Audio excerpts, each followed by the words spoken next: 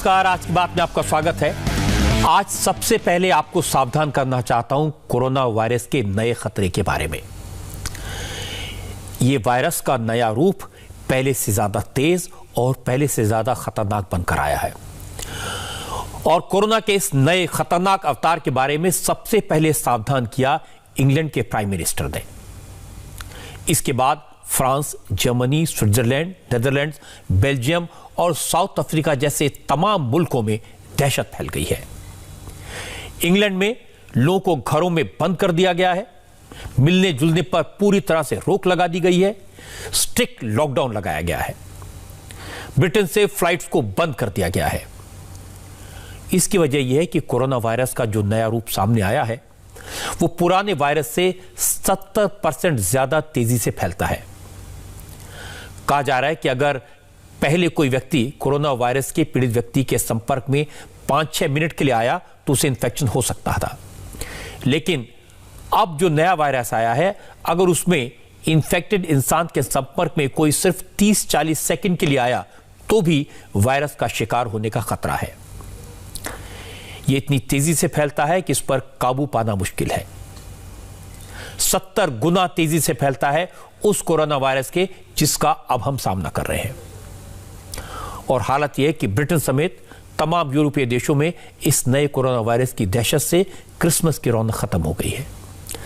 बाजार सूने पड़े हैं, सड़कों पर सन्नाटा है, दुकानों पर ताले लगे हैं। ब्रिटेन में हालत सबसे ज्यादा खराब है। एक दिन में 35 से 36 हजार नए केसेस डिटेक्ट हो रहे हैं। और परेशानी की बात यह कि इनमें से 95% केसेस कोरोना वायरस के नए स्ट्रेन वाले हैं। आप सोच सकते हैं कि खतरा कितना बड़ा है। इसलिए अब जिन इलाकों में कोरोना के ज्यादा केसेस पाए जा रहे हैं उन इलाकों में 30 दिसंबर तक दोबारा लॉकडाउन कर दिया गया है। कोरोना के नए स्ट्रेन की वजह से, इस वायरस की वजह से 2 दर्जन से ज्यादा मुल्कों ने ब्रिटेन के एयर ट्रैवल को सस्पेंड कर दिया। यानी ब्रिटेन की तरफ से आने जाने वाली फ्लाइट्स पर पूरी तरह रोक लगा दी गई है। Germany, France, Ireland, Belgium, Netherland, Italy, Austria, Finland, Bulgaria और इजराइल ने ब्रिटेन का एयर ट्रैवल सस्पेंड कर दिया है। चेक रिपब्लिक, सल्वाडोर, टर्की और कनाडा ने भी रेस्ट्रिक्शंस लगा दी हैं। ब्रिटेन के हालात को देखते हुए भारत सरकार ने भी ब्रिटेन का एयर ट्रैवल सस्पेंड कर दिया है। अब कल रात 12 बजे से 31 दिसंबर की आधी रात तक भारत से न तो कोई फ्लाइट ब्रिटेन जाएगी और न ही ब्रिटेन से कोई फ्लाइट भारत आ पाएगी। इस नए कोरोना वायरस का खौफ इतना ज्यादा है कि इजराइल ने डेनमार्क और साउथ अफ्रीका से आने वाली फ्लाइट्स पर भी पाबंदी लगा दी है, क्योंकि कोरोना वायरस का नया स्ट्रेन ब्रिटेन के अलावा नेदरलैंड, इटली और ऑस्ट्रेलिया के कुछ इलाकों में डिटेक्ट हुआ है। फ्रांस का कहना है कि उनके यहां वायरस के नए स्ट्रेन वाले कैरियर हो सकते हैं, इसलिए ब्रिटेन से जो लोग हाल फिलहाल इन देशों में पहुंचे उन पर सख्त नजर रखी जाएगी। कई लोगों को तो पहले ही क्वारंटीन कर दिया गया है। ब्रिटेन में किस तरह का सन्नाटा है, किस तरह का खौफ है, इसकी तस्वीरें मैं आपको दिखाता हूं। इस वक्त ब्रिटेन में पैनिक है क्योंकि यहां की सरकार ने दोबारा लॉकडाउन का ऐलान कर दिया है। संडे से लॉकडाउन शुरू हो चुका है। ब्रिटेन की सड़कों पर खामोशी है, सन्नाटा है, पार्क, पब्लिक प्लेसेस सब वीरान हो चुके हैं। सोचिए, ये वो वक्त है जब लंदन की सड़कों पर क्रिसमस की धूम रौनक दिखाई देती थी। दुनिया भर से लोग लंदन में क्रिसमस की धूम देखने जाते थे। इस वक्त जो तस्वीर आप देख रहे हैं वो लंदन के मशहूर ऑक्सफोर्ड स्ट्रीट की है। लॉकडाउन के ऐलान से ठीक पहले यहां हजारों लोगों की भीड़ थी। बड़े बड़े मॉल्स हैं, बड़े बड़े शॉपिंग सेंटर्स हैं, ये सब खुले हुए थे। लेकिन लॉकडाउन के ऐलान के बाद ऑक्सफोर्ड स्ट्रीट, ट्रफलगर स्क्वायर समेत पूरे लंदन की तस्वीर बदल गई है। एक बार फिर से सन्नाटा दिखाई देने लगा है।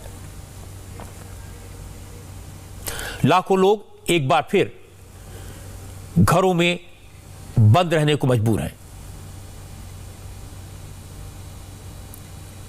यानी जिस तरह की तस्वीर मार्च और अप्रैल में दिखाई दी थी उसी तरह के हालात इस वक्त दोबारा लंदन में दिखाई दे रहे हैं। करीब करीब पूरे इंग्लैंड में इसी तरह की हालत है। ब्रिटेन के हेल्थ सेक्रेटरी ने कहा कि ये हालात आउट ऑफ कंट्रोल है क्योंकि नए वायरस की वजह से मरीजों की संख्या में लगातार इजाफा हो रहा है और वो भी बहुत तेजी से। ब्रिटेन में इस वक्त गैर जरूरी सामानों की सारी दुकानें बंद हो चुकी हैं। पब्लिक ट्रांसपोर्ट की रफ्तार मंदी है। अब यहां की सरकार ने कई जगहों पर सख्त लॉकडाउन मेजर्स को लागू कर दिया है। सबसे ज्यादा परेशानी लंदन के अलावा साउथ ईस्ट इंग्लैंड और ईस्ट इंग्लैंड के लोगों को हो रही है, क्योंकि यहां सख्ती बहुत ज्यादा है।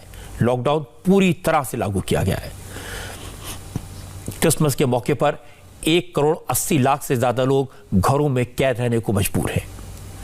ऐसा इंग्लैंड ने पहले कभी नहीं देखा।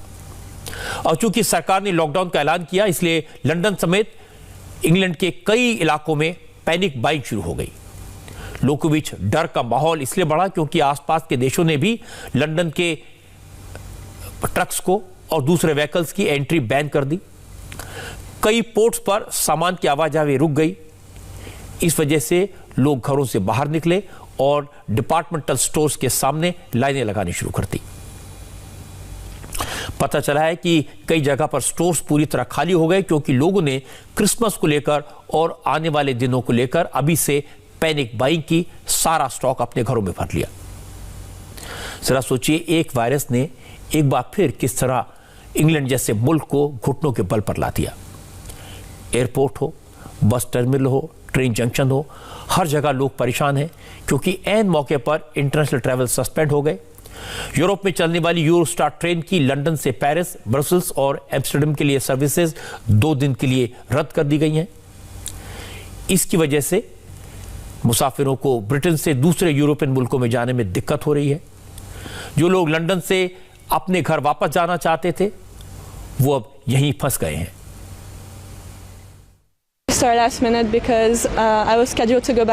मैंने ब्रसेल्स के लिए यूरोस्टार की टिकट बुक की थी, लेकिन मेरी ट्रेन कैंसिल हो गई, इसलिए मुझे आज दूसरी बुकिंग करनी पड़ी। मैं अपने परिवार के पास जाना चाहती हूँ क्योंकि मैं मैनचेस्टर में पढ़ती हूँ। मैं क्रिसमस पर अपने परिवार के साथ रहना चाहती हूँ। Yeah, it's just to visit my family. I'm heading back to France to see my family that I couldn't. मैं फ्रांस में अपने परिवार से मिलने जा रहा हूं और उनके लिए मैं बहुत परेशान हूं। मैं उन्हें काफी समय से देख नहीं पाया हूं। मुझे लगता है कि ऐसे हालात में जब वायरस फैल रहा है और यही फैसला सही होगा। वैसे फिलहाल तो जो मैं कुछ कर रहा हूं, मुझे लगता है कि एक सही कदम है, क्योंकि हम सब नहीं चाहते कि वायरस तेजी से फैले। हम इस वायरस के बारे में कई बातें नहीं जानते और पर्सनली मैं वैक्सीन को लेकर ज्यादा कन्विंस नहीं हूं। कैसे इवॉल्व हो रही है मुझे नहीं पता, हमें इसे बढ़ने नहीं देना है। ब्रिटेन के लिए परेशानियां उस वक्त और बढ़ गईं जब फ्रांस ने इंग्लैंड जाने वाले कंटेनर्स को पोर्ट और सड़कों पर रोक दिया। असल में इंग्लैंड के लिए पीने का पानी, खाने पीने का सामान और दूसरे एसेंशियल आइटम्स फ्रांस से सड़क के रास्ते से आते हैं, लेकिन कोरोना वायरस के नए स्ट्रेन की वजह से फ्रांस ने ब्रिटेन के लिए अपना बॉर्डर क्लोज कर दिया है। इसकी वजह से फ्रांस बॉर्डर पर इंग्लैंड जाने वाले सामानों से लदे सैकड़ों ट्रक रुके हुए हैं। कैंट में पोर्ट ऑफ डॉर को बंद कर दिया गया है। यहां पर अगले 48 घंटों के लिए ब्रिटेन के लिए जाने वाले सभी कंटेनर्स पर रोक लगा दी गई है। लेकिन बाद में इंग्लैंड सरकार के रिक्वेस्ट पर फ्रांस की सरकार ने पोर्ट से रेस्ट्रिक्टेड मूवमेंट की परमिशन दी। पोर्ट डोवर से रोजाना 10,000 ट्रकों की आवाजाही होती है, यानी इंग्लैंड के लिए 20% सामान ट्रकों से जाता है। हालांकि अब यूरोपियन कंट्रीज के एयरपोर्ट्स पर सख्ती और बढ़ा दी गई है। इटली की सरकार ने कहा कि जो भी नागरिक पिछले 14 दिन से ब्रिटेन में है, वो फिलहाल इटली में दाखिल नहीं हो पाएंगे, लेकिन जो लोग ब्रिटेन से इटली पहुंच चुके हैं, उनका एयरपोर्ट पर कोरोना टेस्ट किया जा रहा है और उन्हें क्वारंटीन किया जाएगा। I don't think I'm worried. I think it's normal. मैं परेशान नहीं हूँ। मुझे लगता है कि वायरस का म्यूटेट होना नॉर्मल है, लेकिन क्रिसमस से पहले ऐसे हालात हो जाएंगे ये सोचा नहीं था। लेकिन हम समझ सकते हैं कि सरकार को किन हालात में ये फैसले लेने पड़े होंगे। हमें पता नहीं कि आखिर क्या हुआ है। मैं प्लेन में बैठी, मैंने लंदन से निकलने से पहले टेस्ट भी करवाया था, लेकिन यहाँ पहुँचकर हमें बैन की बातें सुनाई देने लगी। मुझे बस इतना पता चला है कि यहाँ वायरस का नया स्ट्रेन आ चुका है। ये हो रहा है और वाकई लंदन में लॉकडाउन है, इसलिए आप भी लॉकडाउन में हैं, हर कोई लॉकडाउन में है। चूंकि कोरोना वायरस के नए स्ट्रेन में सबसे ज़्यादा केसेस ब्रिटेन में हैं, सबसे ज़्यादा बुरे हालात ब्रिटेन में हैं, इसलिए यहाँ की सरकार ने सख्ती तो की है और ज़रूरी भी है।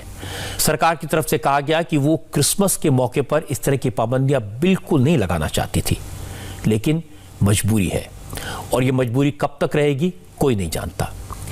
30 दिसंबर को सिचुएशन को दोबारा रिव्यू किया जाएगा, उसके बाद ज़रूरत पड़ी तो लॉकडाउन को आगे बढ़ाया जाएगा या फिर कुछ जगहों पर कुछ ढील देने पर फैसला होगा।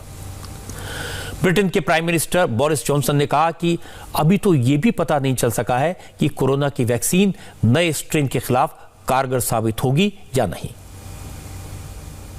There's no evidence to suggest the vaccine will be any less effective against the new variant. Our experts will continue their work to improve our understanding as fast as we can. So we're learning about it as we go, but we already know enough, more than enough, to be sure that we must act now. It's mutation of the virus, particularly about the speed of transmission, was not possible to ignore. And when as I say, when the virus changes its method of attack, we as a country have to change our method of defense, and that's what we're doing. ये कितनी बड़ी tragedy है कि अभी तक corona की vaccine पूरी तरह से आई नहीं है, सिर्फ इमरजेंसी यूज शुरू हुआ है और ऐसे वक्त में ये नई मुसीबत आ गई। क्रिसमस इंग्लैंड में, यूरोपियन कंट्रीज में बहुत बड़ा त्यौहार होता है और इस मौके पर जिसका लोग पूरे साल इंतजार करते हैं, अगर लॉकडाउन हो जाए तो कितनी मनहूसियत पैदा हो जाती है, लोग कितने उदास हो जाते हैं, भारत में बैठकर इसका अंदाजा लगाना थोड़ा मुश्किल है। साउथ ईस्ट इंग्लैंड में तो स्ट्रिक्ट लॉकडाउन है, लोग जरूरी काम से भी घर से बाहर नहीं निकल सकते, जरूरी सामान भी घर पहुंचाए जा रहे हैं। आप सोचिए हालत क्या होगी। क्योंकि इंग्लैंड ने सख्ती की, दूसरे मुल्कों को भी डर लगा, एहतियातन कदम उठाए और हमारी सरकार भी सतर्क हो गई। भारत में सरकार ने बिना किसी देरी के ब्रिटेन से आने वाली और ब्रिटेन जाने वाली सभी फ्लाइट पर रोक लगा दी है। कल रात 12 बजे के बाद 31 दिसंबर की आधी रात से ब्रिटेन से आने जाने वाली फ्लाइट्स पर पाबंदी रहेगी और कल रात यानी 22 दिसंबर की आधी रात तक जो लोग ब्रिटेन से आएंगे उनका एयरपोर्ट पर RT-PCR टेस्ट मैंडेटरी कर दिया गया है। ब्रिटेन के अलावा कुछ और देशों ने कोरोना वायरस के नए स्ट्रेन के कैरियर्स को नोटिस किया है, इसलिए ओमान से आने वाली एयर इंडिया की फ्लाइट को भी 1 हफ्ते के लिए सस्पेंड किया गया है। Civil aviation minister Hardeep Puri ने बताया कि अगर जरूरी हुआ तो फिर दूसरे देशों से आने जाने वाली फ्लाइट्स पर भी पाबंदी लगाई जा सकती है। नया स्ट्रेन है और उसको नया स्ट्रेन जो है उस पे उसकी जो स्प्रेड है उस पे अभी पूरी लोगों के पास जानकारी नहीं है, तो हमने यही निर्णय लिया है कि मिडनाइट कल से लेके एक टेम्पररी सस्पेंशन होगी और सारी हमारी जो फ्लाइट्स यूके को जा रही थी या यूके से आ रही थी वो 31 दिसंबर तक सस्पेंडेड रहेंगी। अभी तक जो हमारे पास जानकारी है this only applies to cases in United Kingdom, और जो बाकी देश हैं यूरोप के जैसे बेल्जियम है, जर्मनी है, फ्रांस है, उन्होंने भी जो एयर ट्रैवल है यूके का वो अभी सस्पेंड कर दिया है। पर अगर हमें कैसी कोई कहीं से अगर जानकारी मिलती है कि और भी जगह हैं जहां पे नया स्ट्रेन जो वेरिएंट है अगर हो तो हम उसको कंसिडर करेंगे।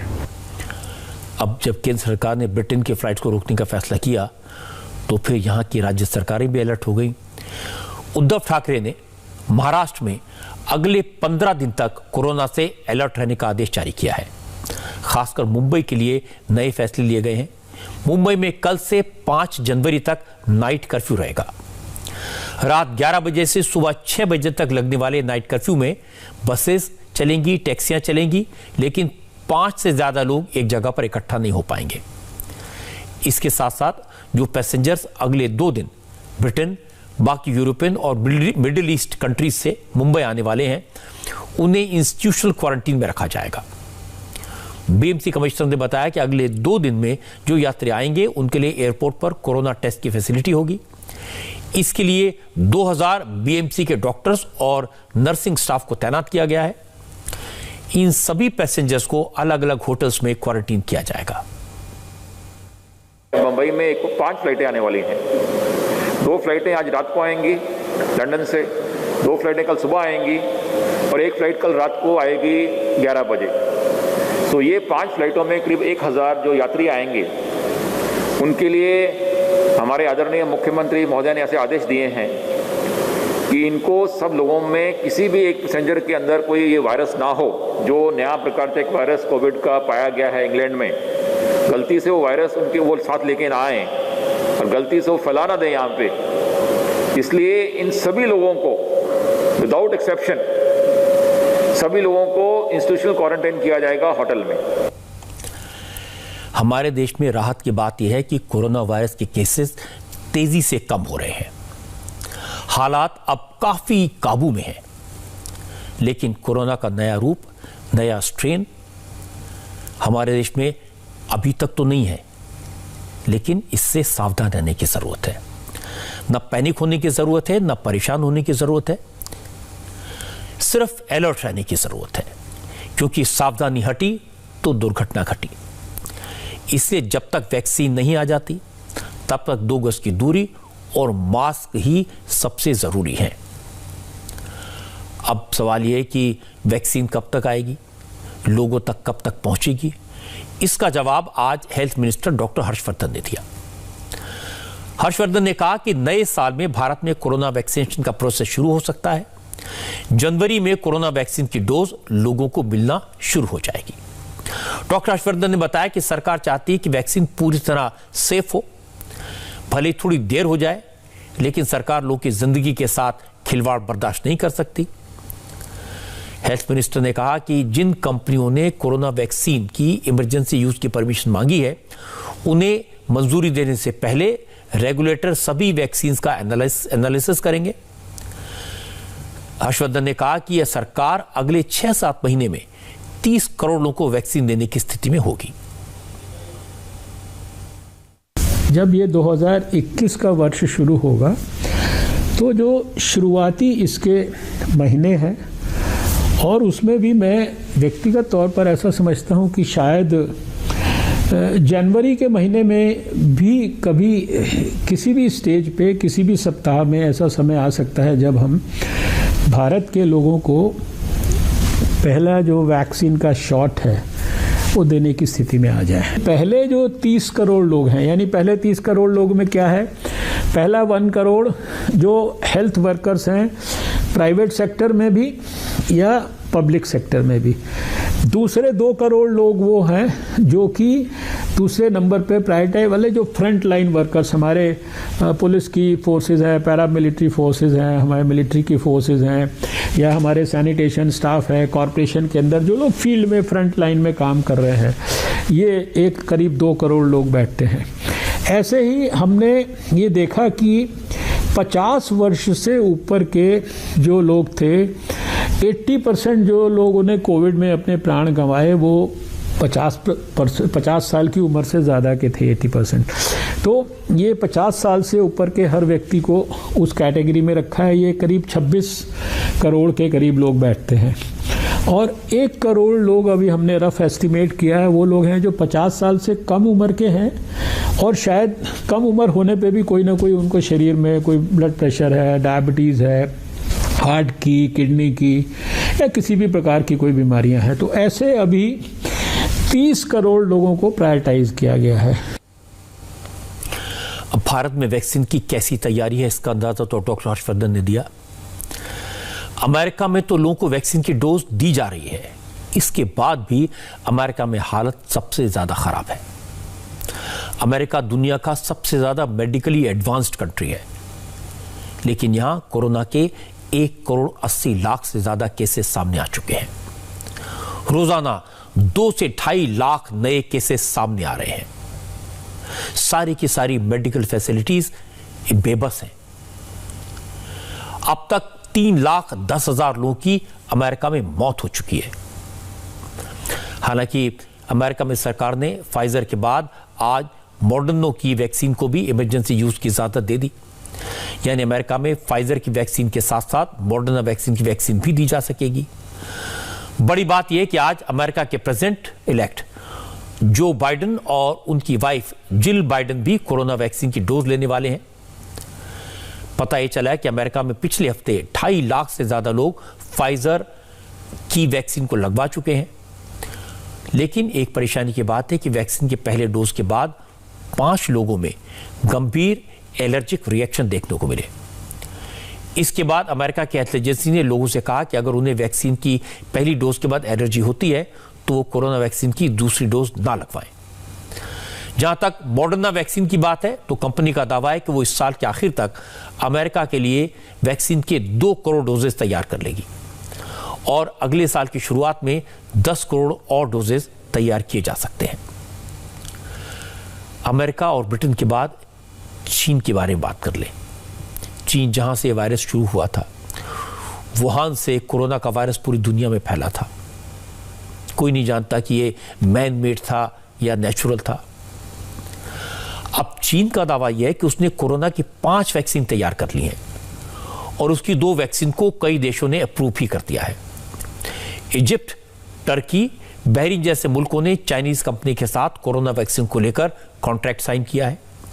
टर्की का कहना है कि चाइना की सिनोवैक वैक्सीन की 5 करोड़ डोजेज उसे जल्द मिलने वाली है, जबकि बहरीन ने चाइना की सिनोफार्म वैक्सीन को अप्रूव किया है। चाइनीज वैक्सीन का ट्रायल पाकिस्तान में भी हो रहा है।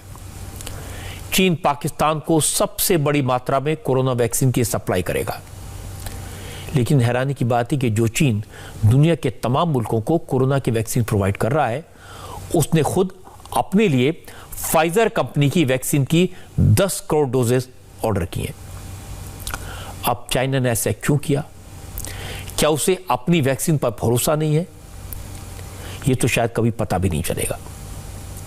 लेकिन यह बात सही है कि चाइना की एक ड्रग कंपनी ने फाइजर वैक्सीन की डोज मंगवा ली है। इंडोनेशिया ने भी चाइना से कोरोना वैक्सीन की 12 लाख डोजेज मंगवाई हैं। इसके अलावा जनवरी के पहले हफ्ते में कोरोना वैक्सीन की 18 लाख डोज चीन से आएगी।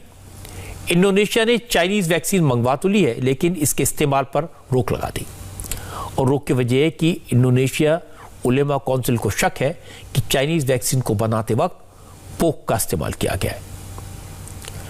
इससे जब तक ये क्लिनिकली टेस्ट नहीं हो जाता कि चीन की वैक्सीन बनाने में पोक का इस्तेमाल नहीं हुआ है, तब तक इंडोनेशिया के लोगों को ये वैक्सीन नहीं दी जा सकती।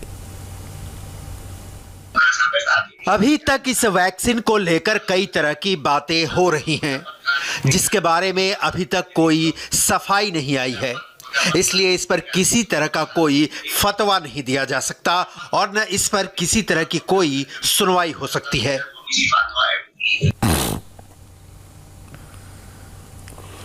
वैसे इंडोनेशिया चीन से पूछ भी सकता है कि उसकी वैक्सीन में पोक का इस्तेमाल किया गया या नहीं, लेकिन मुश्किल है कि अगर चीन बता भी दे तो चीन की बात का कोई भरोसा नहीं करता। इसलिए इंडोनेशिया की सरकार की टीम जांच के लिए खुद चाइना गई है। जहां तक कोरोना वायरस के नए स्ट्रेन की बात है तो लंदन में और ब्रिटेन के कुछ शहरों में जो पाबंदियां लगी हैं वो बहुत सख्त हैं। लोग घर से बाहर नहीं निकल सकते। अपनी बिल्डिंग में भी लोगों को एक दूसरे से मिलने की इजाजत नहीं है। ये ब्रिटेन में, यूरोप में क्रिसमस के टाइम पर, न्यू ईयर के टाइम पर ऐसी पाबंदियां लोगों को और भी परेशान करेंगी। लेकिन ये पाबंदियां लगाना इसलिए ज़रूरी था क्योंकि जैसा मैंने आपको पहले बताया, नया वायरस बहुत ज़्यादा स्पीड से फैलता है। पहले अगर 5-6 मिनट में कोरोना के इन्फेक्शन फैलने का खतरा होता था, वायरस के नए रूप में ये 30 से 40 सेकंड में भी ट्रांसफर हो सकता है। और दूसरी बात है, इस नए और तेज खतरनाक वायरस के केसेस अभी सिर्फ ब्रिटेन में है और वहां के कुछ इलाकों में है, लेकिन सख्ती करके से रोका जा सकता है। नेदरलैंड्स, ऑस्ट्रेलिया और इटली में भी इस तरह के नए स्ट्रेन के 1-2 केसेस होने की संभावना पाई गई है। इसलिए इन मुल्कों में भी जबरदस्त सावधानी बरती जा रही है ताकि वायरस और ज्यादा ना फैले। आज मैंने एक डॉक्टर से बात की थी, एक्सपर्ट से बात की थी। उन्होंने बताया ये नया वायरस पहले वाले वायरस से ज्यादा जानलेवा, ज्यादा नुकसान पहुंचाने वाला है या नहीं, यह अभी नहीं कहा जा सकता। लेकिन एक्सपर्ट की राय यह है कि जो वैक्सीन ब्रिटेन ने या अमेरिका ने अप्रूव कर दी है वो वायरस के नए रूप पर भी काम करेगी, इसकी पूरी संभावना है। इसलिए पैनिक करने की ज़रूरत नहीं है, डरने की ज़रूरत नहीं है।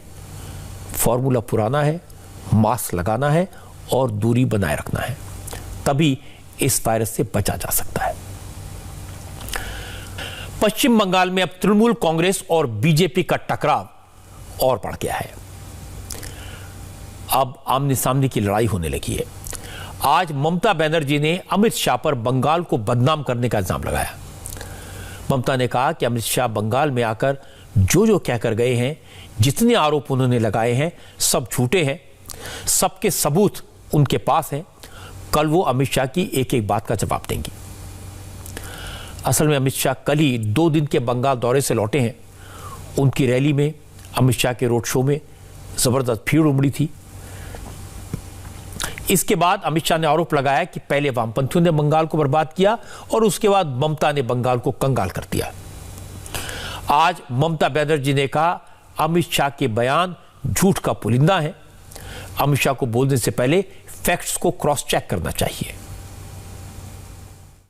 আমি अमित जी के बोलबो, अमित जी आप तो होम मिनिस्टर है, आपको ये शोभा नहीं देती कि आप कोई गंदा बात, झूठा बात जो आपका पार्टी वर्कर तैयार कर दे, वो आप क्रॉस चेक नहीं करके बोले, जिसको अंदाजा आपका नहीं है। आप पहले बोलने का पहले प्लीज क्रॉस चेक कीजिए मेहनत करके। आपने जो बात कल कहा है, हर बात के लिए मेरे पास एविडेंस है, मैं कल इसको रिप्लाई करेंगी। बीजेपी को अपनी ताकत दिखाने के लिए अब ममता बनर्जी बोलपुर और वीरभूम जाएंगी। ये वो इलाके हैं जहां पर अमित शाह गए थे। अब ममता बनर्जी वहां जाएंगी, शक्ति प्रदर्शन करेंगी। बीजेपी ममता को हिंदू विरोधी साबित करने पर तुली है। ममता पर मुस्लिम अपीजमेंट का इल्जाम लगाया जा रहा है, लेकिन ममता की मुश्किल यह है कि वो हिंदुओं से मुंह नहीं मोड़ सकती और मुस्लिम वोटों के बिना उनकी वापसी संभव नहीं है। इसलिए ममता बंगला संस्कृति की बात कर रही हैं, मिलजुल कर रहने की बात कर रही हैं और साथ में बार बार ये ऐलान कर रही हैं वो किसी कीमत पर पश्चिम बंगाल में एनआरसी और सीए लागू नहीं होने देंगी। बीजेपी इज अ चीटिंगबाज पार्टी। बेंगोलीते वी विल से चीटिंगबाज, but sorry, English it may be cheater. The politics of the BJP leaders is, for politics they can do anything, they can say anything, and they can say all the garbage of lies. Why, when they pass the act, from that time we are opposing, and I said that every citizen of this country is the citizen of this country. Earlier there is a provision that DM should have given the permission for the newcomers from if they complete this 5 years or 3 years like this.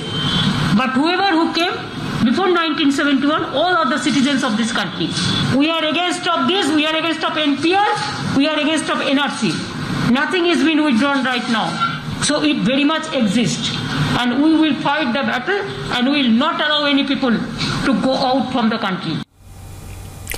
Amit Shah Mamata Banerjee पर आरोप लगाएं, ममता बनर्जी अमित शाह के आरोपों का जवाब दे, इसमें कोई बुराई नहीं है।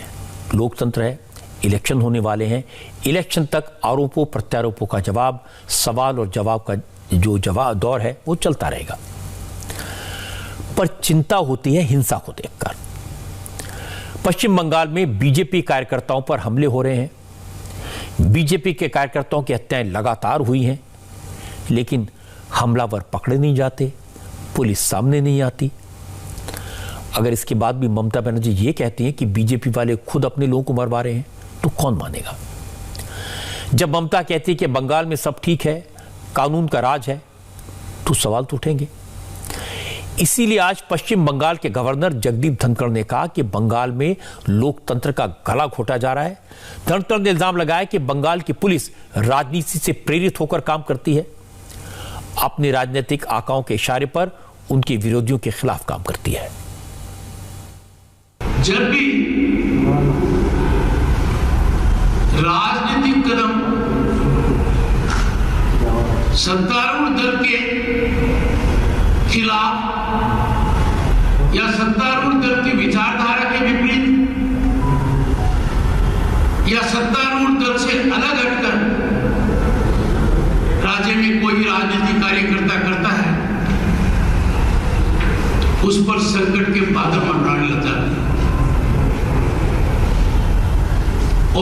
संकट है कि राज्य का पुलिस प्रशासन पूरी तरह राजनीति से प्रेरित होकर राजनीतिक आकाओं के इशारों पर उन पर प्रहार करने को तैयार हो जाता है। यह प्रजातंत्र के लिए बहुत बड़ा खतरा है। जिस तरह की तस्वीरें पश्चिम बंगाल से आती हैं, जिस तरह के वीडियोस आती हैं, जो खबरें आती हैं, उससे तो ये लगता है कि बंगाल में ज़मीनी हालत तो ख़राब है, मारकाट तो हो रही है, छुरेबाजी हो रही है, लोगों की हत्याएं हो रही हैं। एक तस्वीर मैं आपको दिखाता हूँ। बंगाल के नदिया ज़िले के शांतिपुर इलाके में कुछ जगहों पर बीजेपी को सपोर्ट करने वालों को धमकी भरे मैसेज लिख दिए गए। दीवार पर स्याही से लिखा गया, अगर बीजेपी को वोट दिया तो श्राद्ध की तैयारी रखना। एक जगह लिखा गया, बीजेपी को वोट दिया तो मार दिए जाओगे। एक और स्लोगन लिखा, तृणमूल कांग्रेस के खिलाफ वोट दिया तो खून की गंगा बहेगी।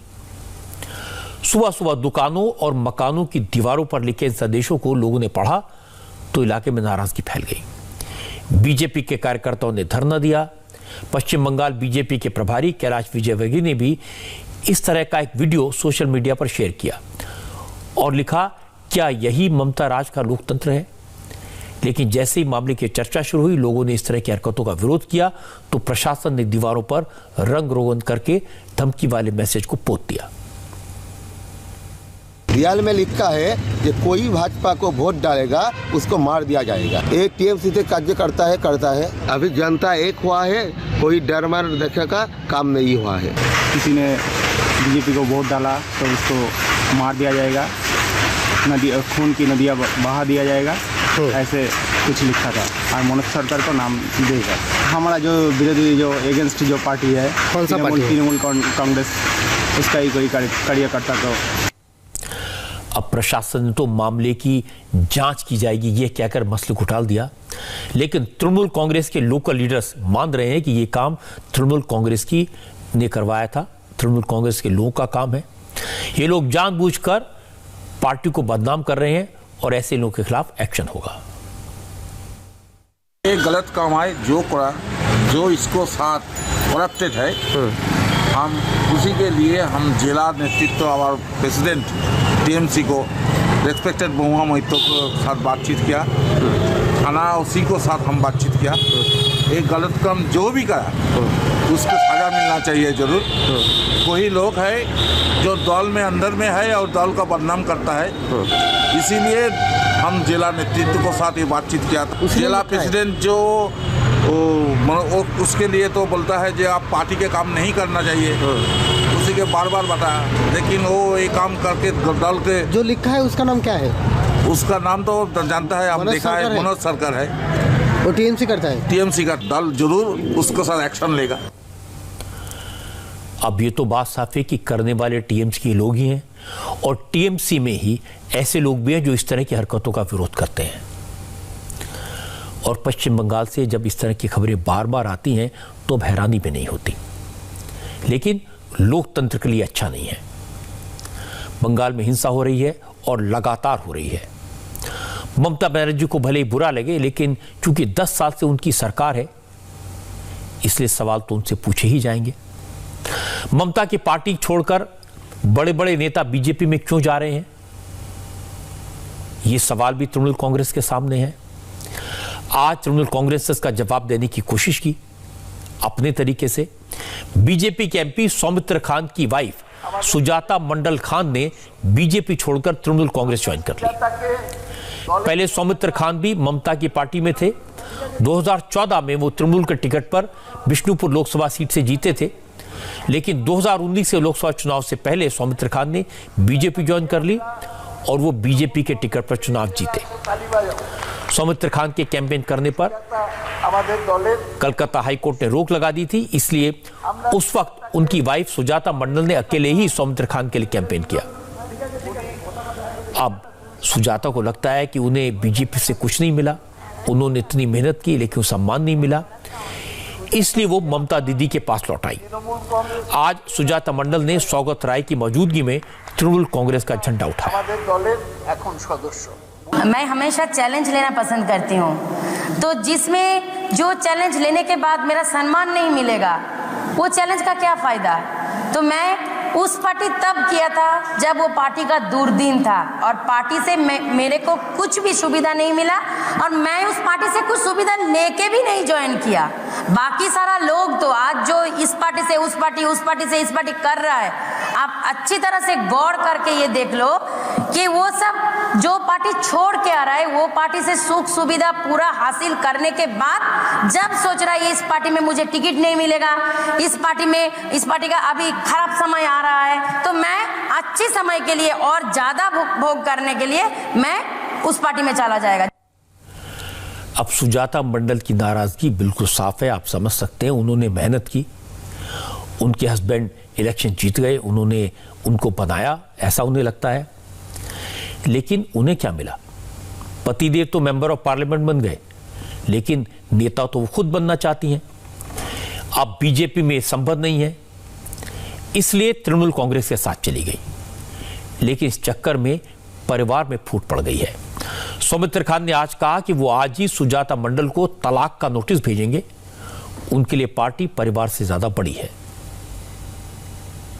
39 प्लस उम्र के लड़का को युवा मोर्चा का सभापति अध्यक्ष बना दिया, और कितना जगह देगी पार्टी? पार्टी ने हमको फ्रीडम दिया, पार्टी ने हमको सब कुछ देख रहे हैं। डिवोर्स का नोटिस भेज रहा हूं, मेरा तो पर्दा उठ गया। जिस लड़की का साथ 10 साल एक साथ खाना पिया, एक साथ खाना खाया, ये लड़की का साथ कभी मैंने नहीं सोचा जो कभी ऐसे के लिए हम प्रेस मीट करेंगे। कभी मैंने नहीं सोचा जो भाई मेरे फैमिली के लिए ऐसे प्रेस मीट करेंगे। सुजाता मंडल खां को मैं रिक्वेस्ट करेंगे, खां पदवी छोड़ के सुजाता मंडल लिखे। सुजाता मंडल के तृणमूल कांग्रेस में जाने से बीजेपी को कितना नुकसान होगा, ममता की पार्टी को कितना फायदा होगा, ये तो सौगत राय बता सकते हैं। लेकिन ये बात सही है कि सुजाता मंडल की नेता बनने की इच्छा पूरी हो जाएगी और सुजाता का चेहरा दिखाकर तृणमूल कांग्रेस के नेता बीजेपी से कह सकेंगे कि सिर्फ उनकी पार्टी के लोग बीजेपी में नहीं जा रहे, बीजेपी के लोग भी तृणमूल कांग्रेस में आ रहे हैं। हालांकि चुनाव से पहले ये हर जगह होता है, लेकिन अपने फायदे के लिए जो लोग ये करते हैं उनको कभी कभी नुकसान भी हो जाता है। अब नुकसान क्या है, इसकी झलक भी मैं आपको दिखा देता हूं। तृणमूल कांग्रेस में आप जानते हैं कि भगदड़ जैसी स्थिति है। बड़े नेताओं से लेकर छोटे कार्यकर्ता तक सब बीजेपी की तरफ भाग रहे हैं। इससे बीजेपी के लिए जमीनी स्तर पर काम करना थोड़ा मुश्किल हो गया, क्योंकि उनके अपने वर्कर नाराज हो रहे हैं। आज इसी चक्कर में लात घूंसे चले, मारपीट हुई। असल में आज पश्चिम बंगाल के बीजेपी अध्यक्ष दिलीप घोष की दुर्गापुर में रैली थी। इस मौके पर तृणमूल कांग्रेस के कुछ लोकल लीडर्स को बीजेपी में शामिल होना था। ये लोग दिलीप घोष के पहुंचने से पहले ही मंच पर पहुंच गए। अब चूंकि जो लोकल लीडर्स हैं, उनके सपोर्टर्स और तृणमूल कांग्रेस के कार्यकर्ताओं को शामिल करने के बारे में उनसे पूछा नहीं गया था, तो बीजेपी के लोकल वर्कर्स ने जैसे ही तृणमूल कांग्रेस के लोगों को बीजेपी की रैली में देखा तो भड़क गए और मारपीट शुरू हो गई।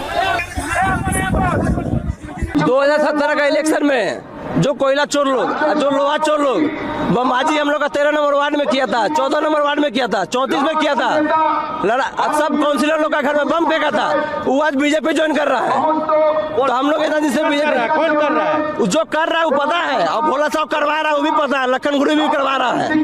तो ये लोग पैसा लेकर बीजेपी ज्वाइन करवा रहा है, और हम लोग जो कार्यकर्ता लोग से खड़े लोग काय के लिए सब मीटिंग में बोलता है कि अगर जो वार्ड से ज्वाइनिंग करेगा उस वार्ड का प्रेसिडेंट से पूछेगा तब ज्वाइनिंग करेगा।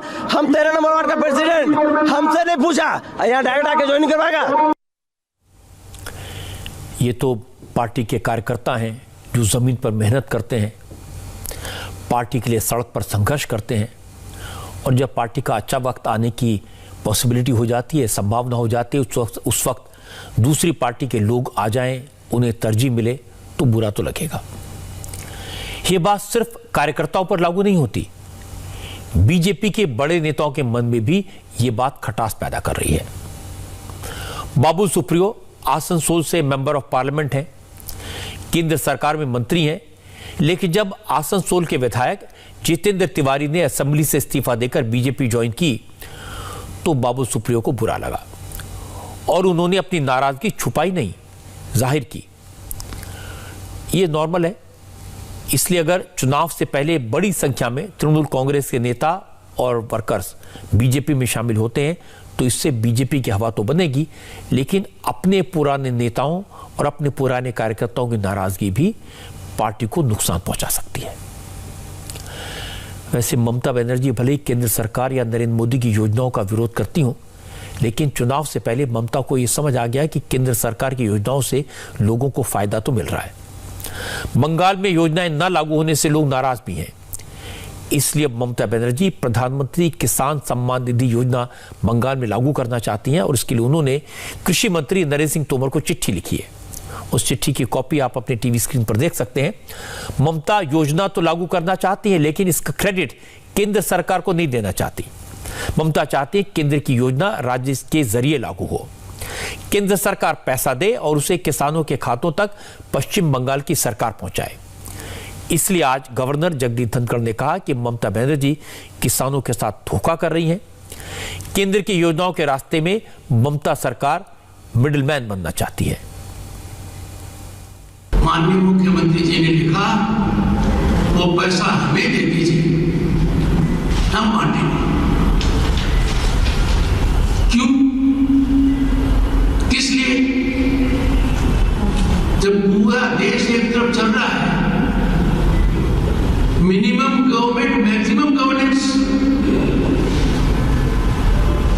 आप उल्टी दिशा में क्यों चलना चाहते हैं? जो सीधा मिल रहा है उसके बीच में सरकार क्यों बिचौलिया बनना चाहती है? क्यों सरकार इंटरमीडिएट बनना चाहती है? अत्यंत दुर्भाग्यपूर्ण स्थिति है कि आपके राज्यपाल ने इस विषय में मुख्यमंत्री को एक विस्तृत पत्र लिखा। सब पहलू का मैंने जिक्र किया, उनका कोई जवाब नहीं है। किसान के लिए घड़ियाली आंसू कभी नहीं बहा जा सकते। ममता बनर्जी केंद्र सरकार की योजना लागू नहीं कर रही, इसका इशारा सबसे पहले प्रधानमंत्री नरेंद्र मोदी ने किया था। लोकसभा चुनाव के दौरान और उसके बाद भी कई बार जब वो बंगाल गए, उन्होंने लोगों से कहा ममता दीदी सियासती लड़ाई में बंगाल के किसानों का नुकसान करवा रही हैं। मुझे याद है कि मोदी ने उस वक्त कहा था कि ममता दीदी आप पूरा क्रेडिट ले लो, लेकिन किसानों की लिस्ट केंद्र सरकार को भेजो जिससे पश्चिम बंगाल के किसानों के खातों में सम्मान निधि का पैसा डाला जा सके। उस वक्त ममता बनर्जी ने मोदी की बात नहीं सुनी, लेकिन अब चुनाव से पहले ममता ने किसानों के खातों में पैसा डलवाने की बात तो की है, लेकिन किसानों की लिस्ट देने के बजाय केंद्र से पैसा मांग रही हैं। अब बीजेपी कहेगी कि ममता की सरकार में कट चलता है, किसानों की जेब तक कितना पैसा पहुंचेगा कोई नहीं जानता, इसलिए केंद्र सरकार किसानों को डायरेक्ट उनके खातों में पैसा डालेगी। अब इस सियासी लड़ाई में न ममता का कोई नुकसान होगा न बीजेपी का नुकसान होगा, तो किसानों का, और जो काफी महीनों से हो रहा है। और यह बात ममता समझने को तैयार नहीं है। वैसे दिल्ली में पंजाब के किसानों का धरना हो रहा है। पंजाब के किसान भी केंद्र सरकार की बात समझने को तैयार नहीं है, जिद पर अड़े हैं। आज सरकार ने किसानों को फिर से बातचीत का प्रस्ताव भेजा, लेकिन किसानों ने क्या कहा? दिल्ली के अलग अलग बॉर्डर्स पर जो किसान धरने पर बैठे हैं, सरहदों पर, आज उनके प्रोटेस्ट का 26वां दिन है और उन्होंने अपना रवैया और सख्त कर लिया है। आज प्रदर्शनकारी किसानों ने दिल्ली यूपी बॉर्डर पर NH9 को ब्लॉक कर दिया। प्रोटेस्टर्स ने इस हाईवे को दोनों तरफ से बंद कर दिया, जिससे दिल्ली की तरफ जाने वाली सड़क भी जाम हो गई। हालांकि करीब 2 घंटे बाद किसानों ने दिल्ली से गाजियाबाद जाने वाली सड़क खोल दी। किसान संगठनों के इस रुख के बावजूद सरकार बातचीत के रास्ते लगातार निकालने की कोशिश कर रही है। सरकार की तरफ से किसान संगठनों को एक बार फिर बातचीत का ऑफर दिया गया है। कृषि मंत्रालय की तरफ से 40 किसान नेताओं को चिट्ठी लिखकर बातचीत फिर से शुरू करने की अपील की गई है। किसानों से कहा बताएं वो कब बात करना चाहते हैं। हालांकि किसान नेता अपनी जिद पर अड़े हैं। उनका कहना है कि सरकार 3 कानून वापस ले, इसके बाद ही बात होगी। क्या कदम बढ़ाया सरकार ने आगे बताइए आप। एक चिट्ठी भेजा है, उसमें क्या लिखा है कि आप इसके जो हमने अमेंडमेंट की है ये अमेंडमेंट देख लें, ठीक है, तो इसके ऊपर चर्चा करने तो आ जाओ। क्या है उसमें चर्चा के लिए, किस लिए जाएंगे? उसमें चिट्ठी में कुछ नहीं है। हरियाणा में सद्दा दे दिया, 3 दिन के लिए टोल प्लाजा बंद। 26-27 तारीख को जो बीजेपी के समर्थन जथेबंद पार्टियां हैं उनके आगुओं के घरों में धरने, और ये अगला सद्दा ही है। और 25-26 तारीख को हमारी जथेबंदी का बड़े काफले पंजाब से आ रहे हैं। 26 को एक 15,000 का काफिला हमारा खुनौरी बॉर्डर से आ रहा है। तो 15,000 का काफिला 27 तारीख को हमारा दाबाड़ी बॉर्डर से आ रहा है। और 25 तारीख को खनौरी वाले तरफ से हमारे माझा और दाबा का एक बड़ा काफिला सिंगू बॉर्डर में आ रहा है। ऐसे तो मोर्चा तो चलेगा ही, लम्बा चलेगा, आते रहेगा दिन, मोर्चा चलता रहेगा। वैसे किसान संगठन इस बात से भी नाराज हैं कि पंजाब के कुछ बैंकों में आढ़तियों के खातों में विदेशों से आ रही बड़ी रकम पर सवाल पूछे गए हैं। वो आढ़तिये जो किसानों को पैसा देते हैं, उनसे पूछा गया ये पैसा कहां से आ रहा है, कौन भेज रहा है, इसकी पूरी जानकारी दें। क्योंकि अगर विदेश से दान में पैसा दिया गया तो इसके लिए सरकार से मंजूरी लेनी जरूरी होती है। भारतीय किसान यूनियन एकता उग्रांत के महासचिव सुखदेव सिंह ने कहा कि किसानों के बच्चे पैसा भेज रहे हैं, इसमें कौन सा गुनाह है। आंदोलन में पैसा लगता है और किसान राजनीतिक दलों से पैसा नहीं ले रहे, तो अपने बच्चों से तो पैसा ले सकते हैं। सरकार आंदोलन को तोड़ने पर जुटी है और इसलिए इस पर रोक लगाना चाहती है। बैंक मैनेजर ने बताया, जो मैंने मेल पढ़ी उसमें लिखा था कि जो आपको विदेशों से डोनेशन आ रही है वो प्रॉपर चैनल के जरिए नहीं आ रही, उसका कोई सबूत नहीं है, वो सबूत दीजिए, वो पूरा लीगल प्रोसीजर अडॉप्ट कीजिए, नहीं तो आपके पैसे वापस कर दिए जाएंगे।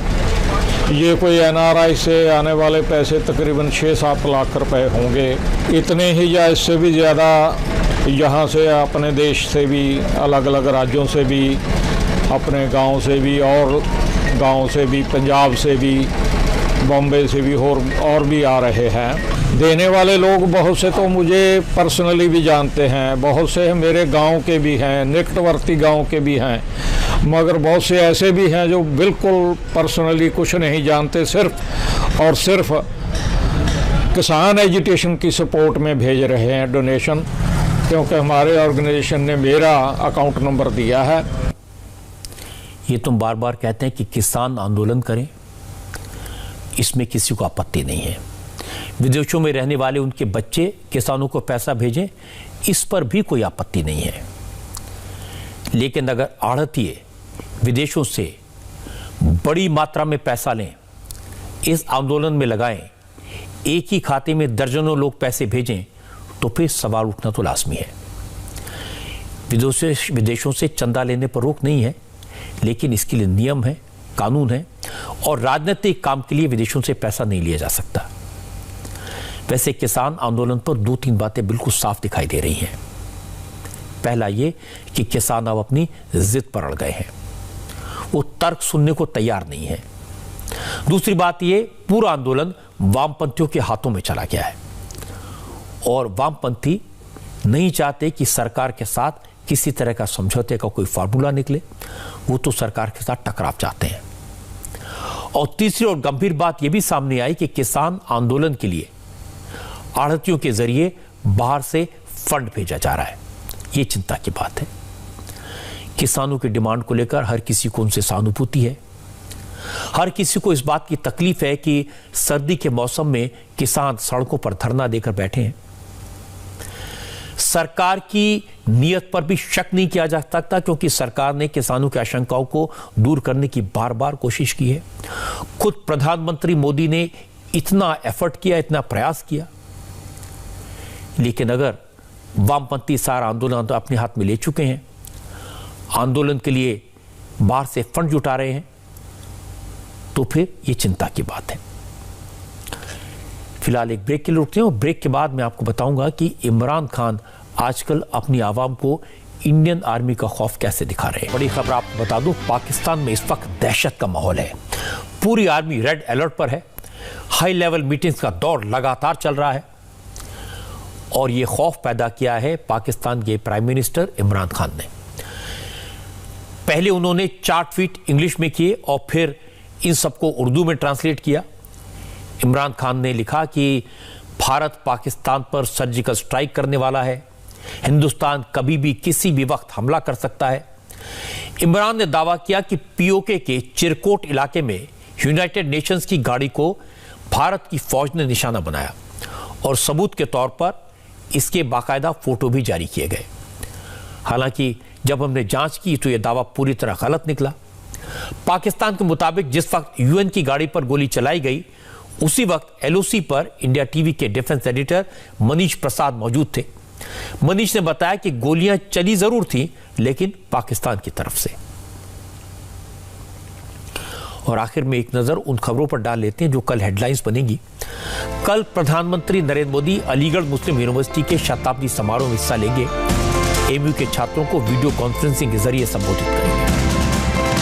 मोदी कल इंडिया इंटरनेशनल साइंस फेस्टिवल के उद्घाटन समारोह को भी एड्रेस करेंगे। कल जम्मू कश्मीर में डिस्ट्रिक्ट डेवलपमेंट काउंसिल चुनाव के नतीजे आएंगे और कल ही सीबीएसई की 10वीं और 12वीं के फाइनल एग्जाम की डेट्स अनाउंस की जाएंगी।